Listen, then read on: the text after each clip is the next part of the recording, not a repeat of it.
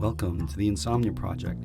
Sit back, relax, and listen as we have a conversation that is, well, perhaps today's conversation won't be mundane, but we try to have a calm conversation, one that we hope you can just listen and drift off and feel free to drift off.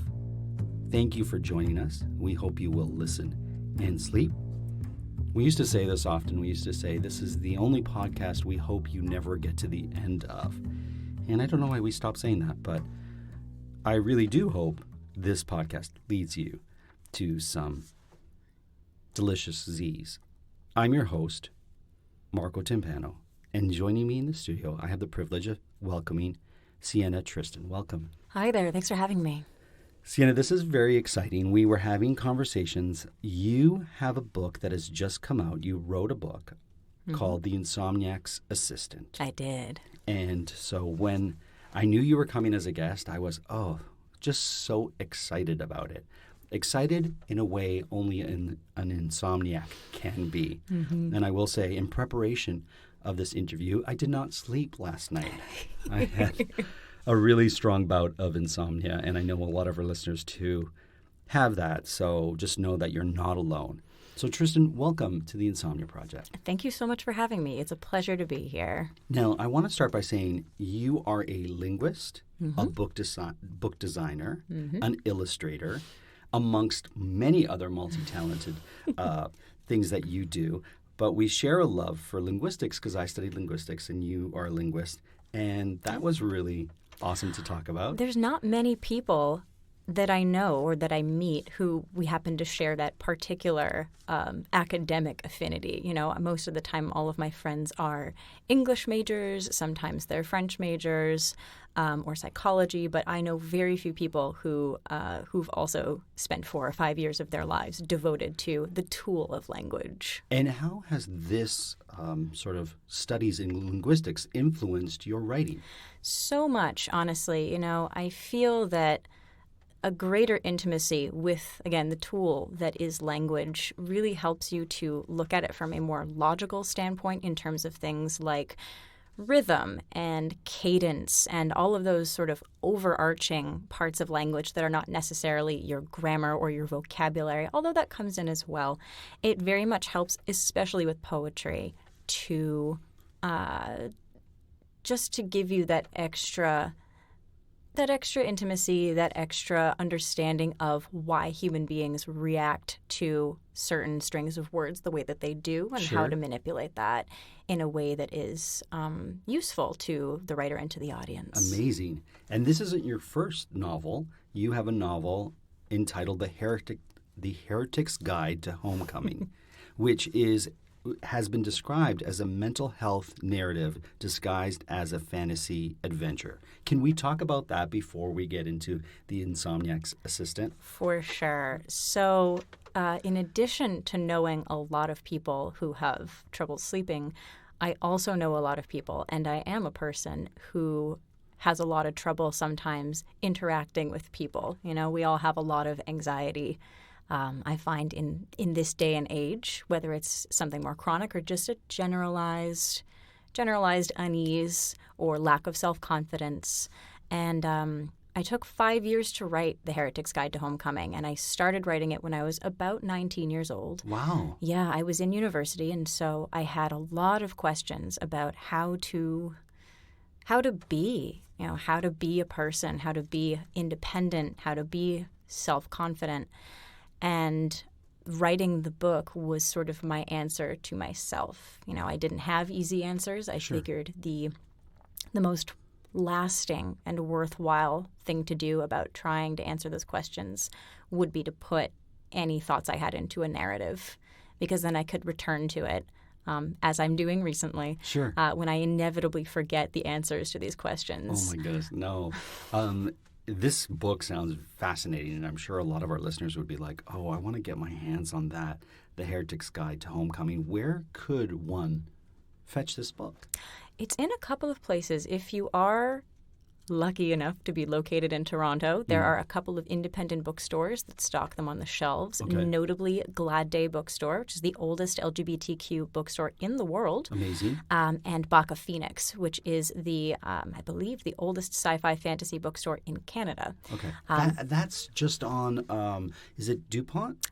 Harvard and Spadina. Harvard and Spadina. Yeah, Yes, of course. It's not far. I know it because there's an RBC bank right near it, and my wife banks at RBC, and so I'll go into the bookstore while she's you don't need to know my life of banking and whatnot, but I know that bookstore. It's a great bookstore. It's very welcoming. They have ice water there in the summertime. You don't need to buy anything. You can just stop in, enjoy the air conditioning, and have a sip of water on Baka. They're wonderful people. I love bookstores and I love libraries. Are your books in libraries?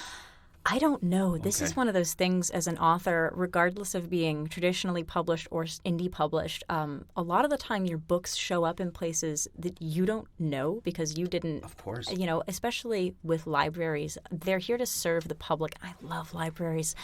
What's your favorite library? I'm just going to start by saying, if you haven't been to the Waterloo Public Library, I haven't. Love it. Anyways, I'll bounce that question back to you. Yeah, I'm a sucker for the big Toronto Public Reference Library at Bloor Young. It's so many floors, and it almost feels like the higher you go, the quieter it gets. Yes. So you have like levels. If you kind of want the hubbub of the main floor, but you don't want to be interrupted, you can stay there.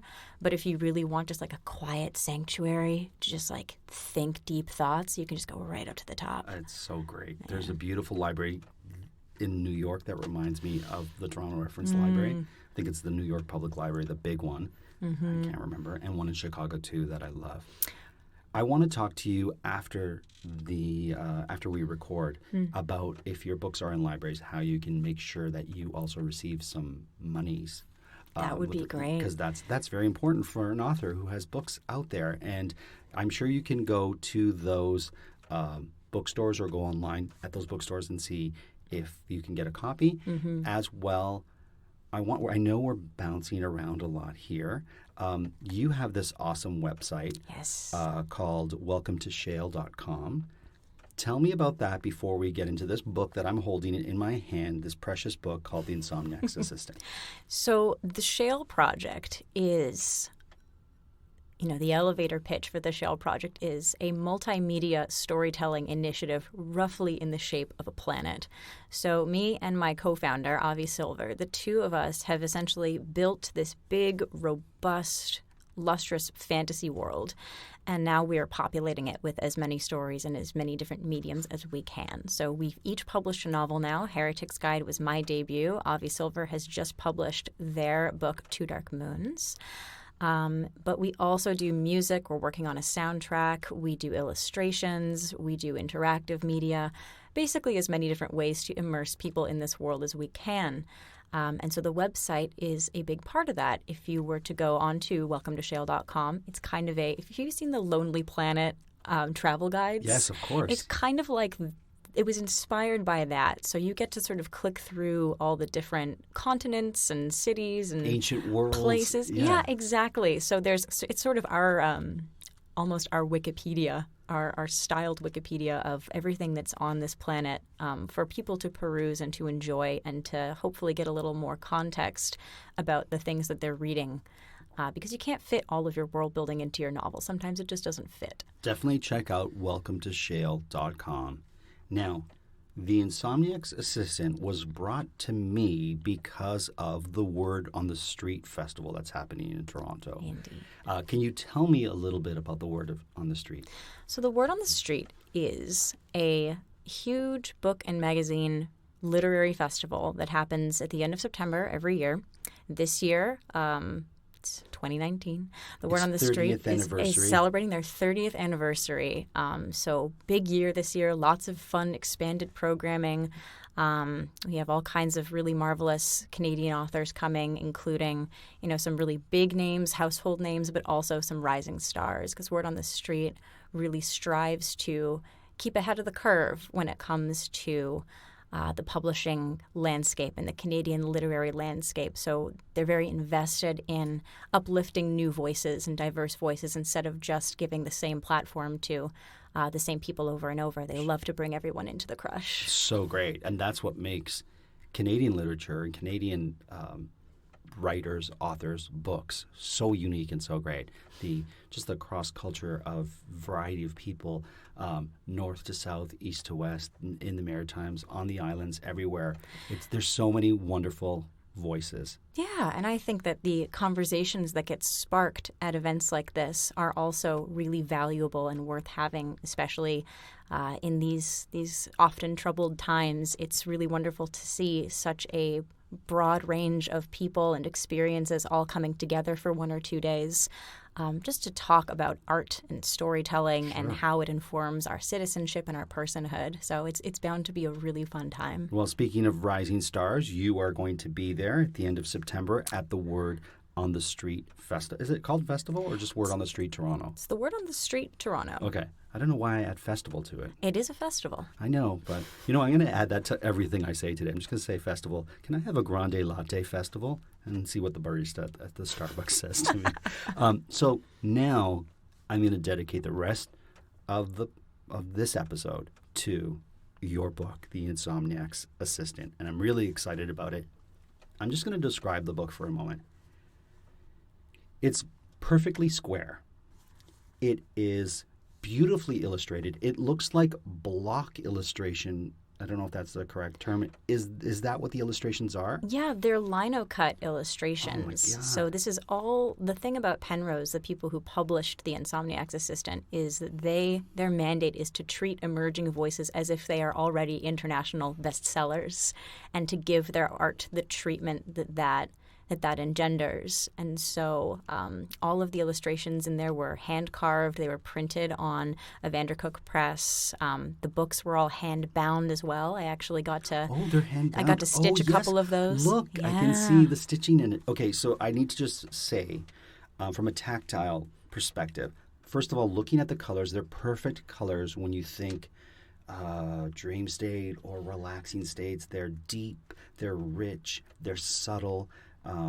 They blend with other colors so well. The pages of your book, I'm really into the tooth of pages. So there's this beautiful quality of the paper. I know our listeners are like, are we going to get to the book or is Marco just going to describe it? No, we're going to talk about bookbinding for the next 20 minutes. And you're an illustrator. Yes. So let me ask you this. You didn't illustrate this. How do you feel about the illustrations, and were you involved in picking the illustrator for your book? I love every illustration in there. In fact, I've got my hair up today, so if you flip to the back cover, you can kind of see that the main protagonist is vaguely based off of what I look like, which is kind of cute. So Brianna Toswell is one half of Penrose Press. She is the illustrator for the publishing house. And so everything that they put out is, starting now, actually, they are starting to collaborate with other artists in Toronto. But this one, at least, was done by Brianna. She's just so insightful and so keen and so eager to ask the writers' opinions as well. You know, we would sit down and have a lot of conversations about themes and symbolism. And if you needed to have just a couple of these scenes illustrated, which ones would you pick? And, I was very involved in the art direction of the book. Now, the Insomniac's Assistant, sorry, that's me ruffling pages in case you're wondering what those sounds are. The Insomniac's Assistant is a verse novel, a single narrative told in a series of poems. I know our listeners understand what that means, but I need you to just take it a step back and explain that to me. Sure. So, and I didn't actually know if there was a term for this thing that I had made until my wonderful editor, Natalie, said that, no, this is actually a time-honored tradition that you've stumbled upon. Shout out to Natalie. Natalie Live. She's great. So a verse novel essentially is one story, one narrative that is told instead of through prose, through poetic forms.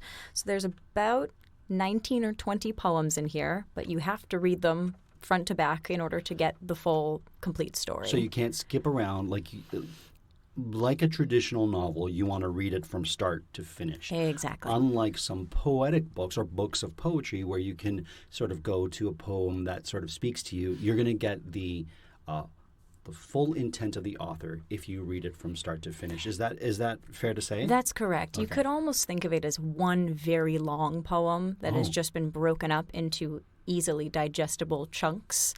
Yeah, there are a few things in here that could be standalone, Sure. But given the premise of the book and how surreal it is, it might be a little difficult to wrap your head around without the introduction. Can we hear you read? I love when authors read their own works, and I love listening to audiobooks. And Sienna's flipping through a page. She's going to read in your time, but I have to say this is the first time we've had an author read from their book, so I'm very, very delighted. Whenever you're ready, Sienna. Sure thing. So I'm going to read probably the first 2 poems of the Insomniac's Assistant. My business card, or a night class in entrepreneurship. When I realized there was no job title for what I do, I started calling myself the Insomniac's Assistant. I had some runners-up, like Sleep Clinic's delivery service or human hypnagogue, but one would be a lie, being that I have no clinic, and the other is too alliterative technobabble to be understood by a Wernicke's up past its bedtime, so I settled on something simple enough to get at 4 a.m. It's like this. There are some folks the moon sears eyelids open for. Some who have a certain circadian arrhythmia, like a heart murmur, only melatonic. There are some folks who never grew into a sense of object permanence, never got to realizing the dawn will still come even if they don't wait up. I've made a living off of soothing them to sleep. An impossible job, I hear you say. The logistics alone are untenable. How do you even lock the door behind you when you leave? Well, luckily I have no need of doors. I am blade thin, shadow thin. So spindly I can slip in and sneak out through the space between door and jamb, the crack in the kitchen tile, the window left half an inch open to catch a breeze. Safe, secure, and with reasonable rates to boot. They call, though they do not know the number, and I answer, though I do not have a phone, and do this work to which I am uniquely suited, come to combat what keeps us up at night. These are the tools of the trade. A flask of homemade hot chocolate, an antique music box, a mother's love, a grandmother's patience, a child's willingness to listen, a house cat's comforting nonchalance, a lonely girl's imagination, a massage therapist's hands, a magician's hands, a violinist's hands, a save worms from the pavementer's hands, a bury small things in the backyardist's hands. 1. My first client is my husband. Now, you should know, my husband is the worst kind of mathematician, the worst kind of interior designer. Sometimes he washes the dishes so long his skin cracks and the soap in his veins comes bubbling up.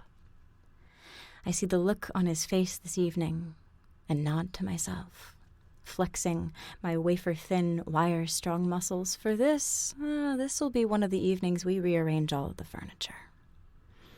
After I've helped him shift the couch, the coffee table, the nightstand for the 12th or the 20th time, we get into bed. The only furnishing that's always anchored in his mind, the steadfast sun around which all our fixtures orbit. He hovers, anxious over me, stroking my cheekbone with such gentleness, such frantic rhythm, earnest eyes begging the numbers on the clock to make sense, to line up just right. There never is a good time to switch off, is there? After a while, I reach for the socket, unplug the clock, draw his head to my breast, saying, "Listen, listen." It keeps going no matter how many calculations you fumble, doesn't it? I tap patterns on his shoulder blade, whisper prime numbers in his ear. 97, 367, 7,027. He likes the ones with sevens at the end. Prime numbers, so perfect, indivisible, untouchable, so whole. It's not long before his tender hand slackens on my jaw, before his steatite skeleton dissolves back into the sweet water it's meant to be, back into a puddle in my arms, the kind that children can't resist jumping into, forgiving, affectionate, warm to the touch. He is my warm-up for the night. I kiss each eyelid equal, leave him curled around the scent of me, tiptoe out the door.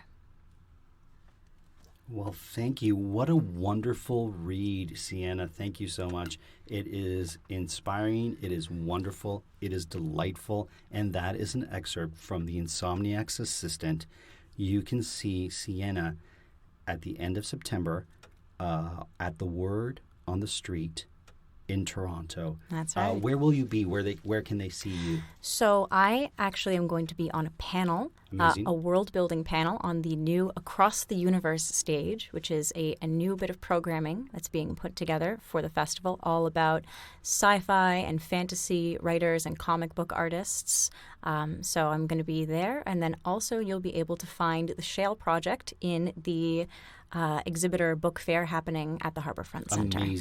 Amazing. So check out, if you're in Toronto in September, towards the end of September, what are the dates, do you know? This year, September 21st and September 22nd. You can go to the Word on the Street in Toronto. Wonderful festival. See Sienna there.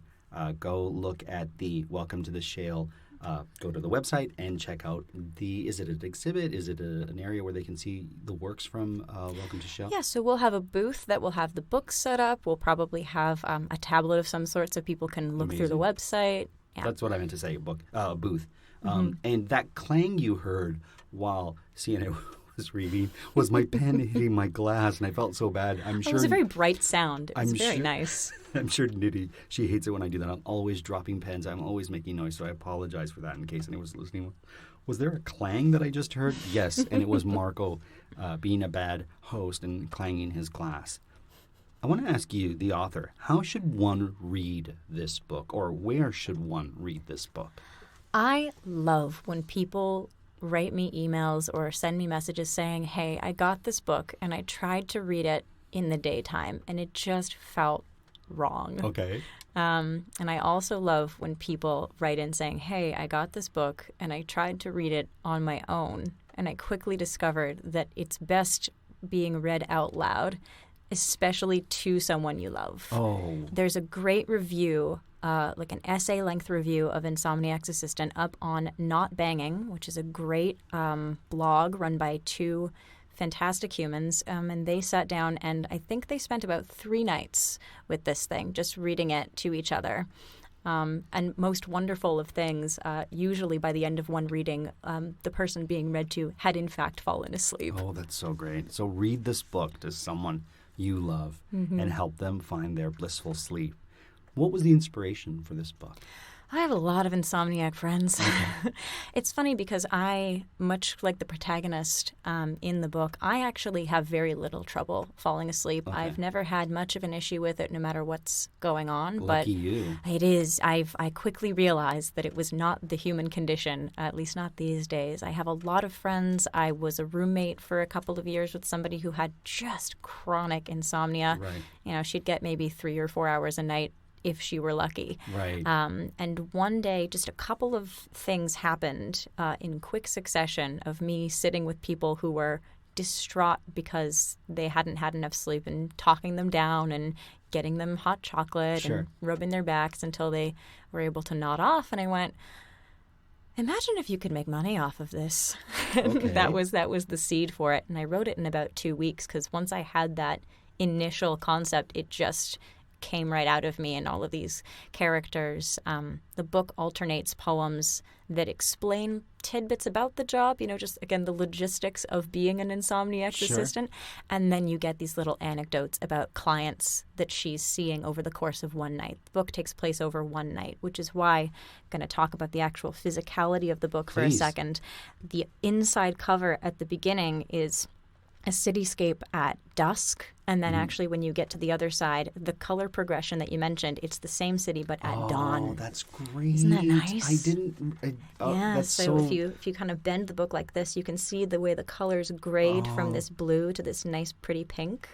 So that's... I mentioned that the book was tactile, and now I'm even more in love with it. Yeah, Brianna's really smart. So great. And, of course, we can't have Sienna Tristen make us a hot chocolate or rub our back to help us fall asleep, but we can read her work in the Insomniac's assistant, and that could be like your back rub or your literary hot chocolate. Where can our listeners find this book? The Insomniac's Assistant is available from Penrose Press's online store. Amazing. So if you were to go to penrosepress.ca, penrosepress.com, I'm doing a disservice to my publisher. I'm so sorry. We'll put it on our show notes, so for we'll make sure. sure. So Yeah, just check out our show if you notes. check that out, then they will be able to help you out. They'll mail internationally.